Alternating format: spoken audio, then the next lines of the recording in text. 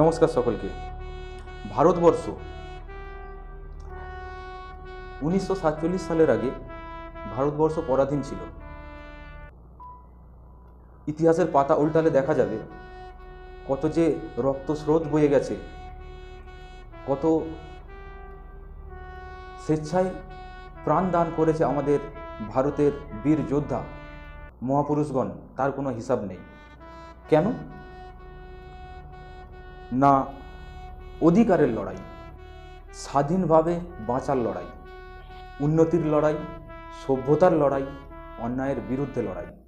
এর ফলে কি হবে না, আমার দেশবাসী সুখে শান্তিতে থাকবে, কারণ ভারতবর্ষ উন্নতির দেশ, সভ্যতার দেশ, শান্তির দেশ, ভালোবাসার দেশ। বহু প্রাণহানি, রক্তগঙ্গা বয়ে যাওয়ার পর ভারত স্বাধীনতা পেল। এরপর স্বাধীন ভারতের মুক্ত বাতাসে খোলা গোটা দেশবাসী যখন ভারতের উন্নতির কথা ভাবছে, ঠিক তখনই কিছু মুখোশধারী বিদেশি কুমতলবকারী, হারামের খাওয়া যাদের চিরকালের জন্মগত অভ্যেস, তারা চক্রান্ত করল। কি চক্রান্ত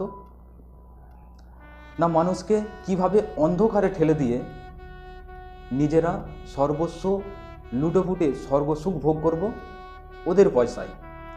আমরা কোনো রকম কিছু মানুষের কোনো কাজে থাকবো না, কিন্তু মানুষ আমাদেরকে তারা রোজগার করে নিয়ে এসে আমাদের পেট ভরাবে।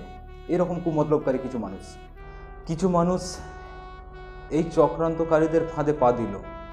কারণ ভারতের মানুষ তখন শিক্ষাগতভাবে এতটা উন্নতির পথ তারা দেখতে পায়নি। অন্যদিকে আর এক দল দেশপ্রেমী, তারা গোটা দেশের মানুষকে নিজের পরিবার মনে করল, মানুষকে শিক্ষার আলোয় আলোকিত করে বিজ্ঞানমুখী করার চেষ্টা করল, যাতে মানুষ কুসংস্কার, অন্ধভক্তির মতো বিষাক্ত মরণ ফাঁদ থেকে বেঁচে থাকতে পারে এবং উন্নতির পথে অগ্রসর হয়ে তারা দেশের মান সম্মান বাঁচাতে পারে। প্রথম এই লড়াইটা খুব সহজ ছিল না, কিন্তু বিজ্ঞানের শিক্ষার সফলতা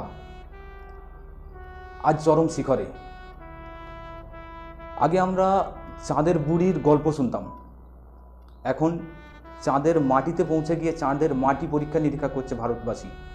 আজ 2024-এ দাঁড়িয়েও ভারতের মানুষ সেই তৎকালীন বর্বরতার নিয়ম, অন্ধভক্তি, কুসংস্কারে নিজেদের জীবন অতিবাহিত করতে চাইছে ভারতবাসী। এখনও কিছু মানুষ আছে এই কুসংস্কারজনিত যেগুলো সমাজের ক্ষতিকারক বিষাক্ত দিক, সেগুলো আঁকড়ে বেঁচে থাকতে চাইছে।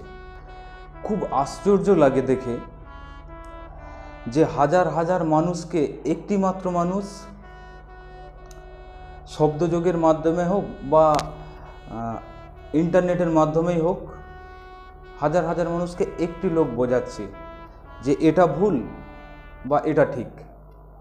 যেখানে হওয়া উচিত ছিল যে হাজার লোক মিলে যে ভুল করেছে ওই একটি মানুষকে বুঝিয়ে শুধরে নেওয়া, সেক্ষেত্রে দ্রুত সমাজ এগোবে।